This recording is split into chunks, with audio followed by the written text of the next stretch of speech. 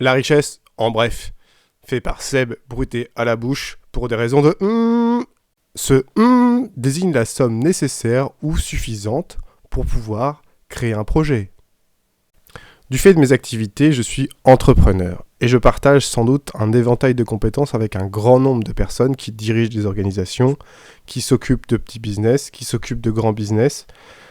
Et c'est quelque chose qui est difficile. Il faut réussir à avoir quand même une vision entrepreneuriale. Alors c'est un grand mot cette chose-là, mais ça veut juste dire qu'on fait attention aux détails, on essaie de réfléchir à comment faire mieux, comment faire différemment, comment faire moins cher, comment diffuser, comment envoyer, comment motiver, comment former, tout un tas de choses.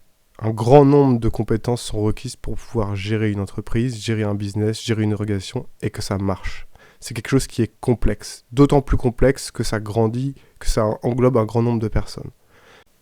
À travers cela, j'ai posé beaucoup de questions à un grand nombre de gens, de personnes que j'ai rencontrées durant mes voyages, durant mes contacts, et la réponse à la question « Quelle est la plus grande richesse de la France ?» m'a été donnée par quelqu'un qui est dans l'armée, et il m'a tout simplement répondu « Des cerveaux humains ». Et oui, la richesse de notre pays, c'est les personnes qui s'y trouvent. Je n'ai pas trouvé de meilleure valeur, de meilleure réponse à cette question, et on pourrait dire des centrales, des choses, des trucs qu'on a construits, mais en fait, je pense que cette réponse-là est sans doute la meilleure, d'autant plus qu'elle vient de quelqu'un qui protège les personnes et qui est prêt à se battre pour elles. En dehors de cette base fondamentale presque poétique, alors on va faire simple. Le but de cet épisode et des prochains et tout, c'est de donner un peu des éléments pour expliquer que les personnes qui font les lois actuellement, qui sont au gouvernement ou qui sont élus, etc., c'est grosso modo des personnes qui ont été formatées. C'est des gens qui sont là pour parler. C'est des personnes qui sont là pour récupérer des voix. Donc c'est des personnes qui sont des acteurs, c'est-à-dire qu'ils jouent un rôle, ils jouent un rôle de présentation, ils peuvent jouer un rôle dans les idées, mais ces personnes-là ne sont pas aptes à administrer, c'est-à-dire à faire que le moulin tourne.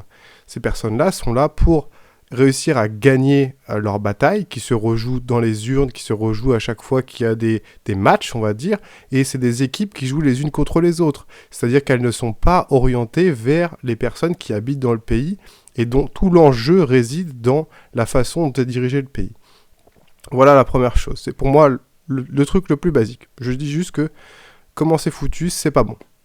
La deuxième chose que je veux faire, et l'orientation de cette narration, c'est tout simplement de dire changeons de modèle, changeons de régime totalement, passons à peut-être la 6e République ou la dernière République ou à un régime royaliste, je ne sais pas, peu importe. De toute façon, actuellement, la démocratie est bafouée à chaque fois qu'on entend 3 chiffres, ça suffit. Pourquoi je paye des élus pour représenter le peuple alors que le gouvernement impose une dictature ? Arrêtons de payer les élus, arrêtons les élus, ça fera déjà des économies. Parce que le sujet actuellement, c'est de trouver de l'argent.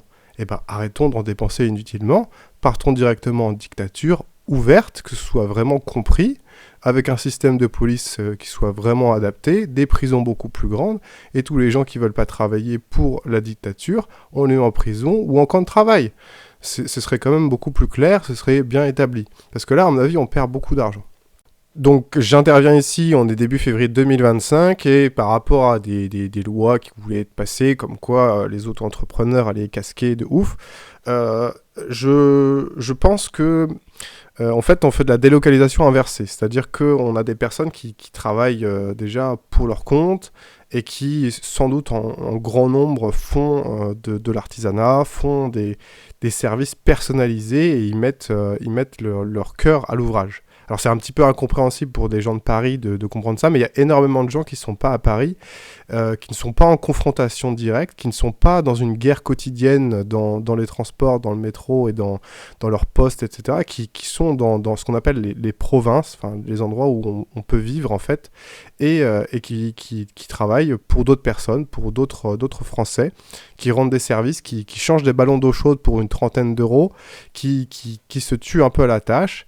Et en fait, ces personnes-là, elles ne comptent pas leurs heures. C'est-à-dire que on apprend en études, moi je me rappelle de ça très bien, c'est normalement une entreprise, c'est une réunion de 2 personnes. Historiquement, dans le code du commerce, c'est ça.